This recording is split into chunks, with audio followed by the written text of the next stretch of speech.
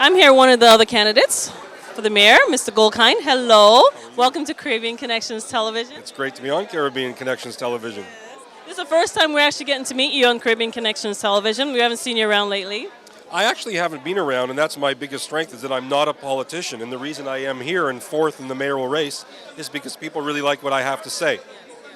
And what makes you stand out from the other candidates? What three things that you'll do that makes you stand out? One, I tell the truth. People really respond to that. I'm honest. You can ask me a question right now about anything, you're going to get a real answer. Two, I don't pretend that we're living in an era where people don't need help. I'm not about saying no.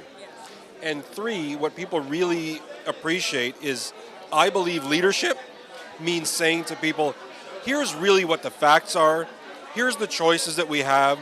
If you want to say no to everything, you get the city we have now, stuck in traffic, gridlock, everything. Or you can say yes, and for just a few extra cents, the city becomes much more amazing than it is.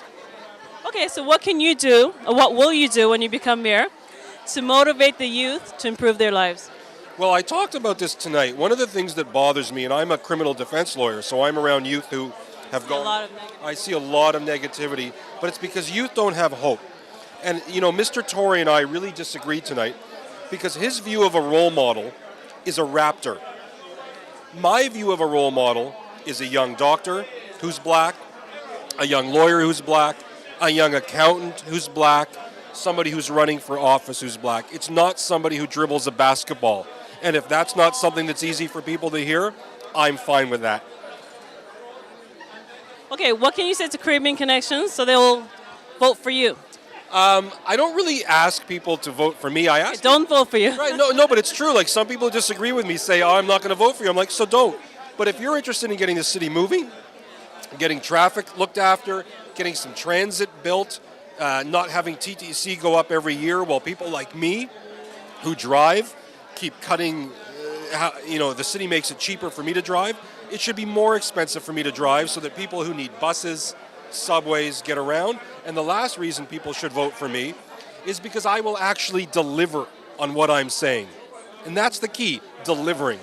How much experience do you have in politics? Because I know you're a lawyer, but how much experience do you have in politics? Here's the thing, absolutely none. And that's what makes me more appealing to people, because they're tired of the same, they're tired of the same promises, the same people, and they're seeing, most importantly, that those people haven't delivered results.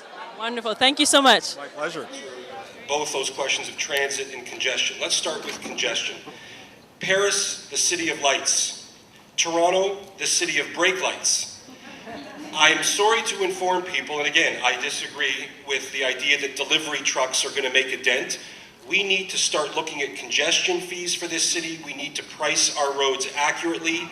When you explain this to people and they immediately think they're going to pay more, then you take 2 minutes, which is what a leader does, is to explain why you're going to pay less. You're going to get home an hour earlier. You're going to have more time for your job, more time for your family. You're going to clear the roads. And people in this city need to start driving at over 70 kilometers an hour rather than this bumper-to-bumper nonsense. Transit, given that I have 15 seconds left, we're at Weston and Finch. We need to start connecting parts of the city that have been left ignored, and that is the premise of the transit plan that I have coming out with next week.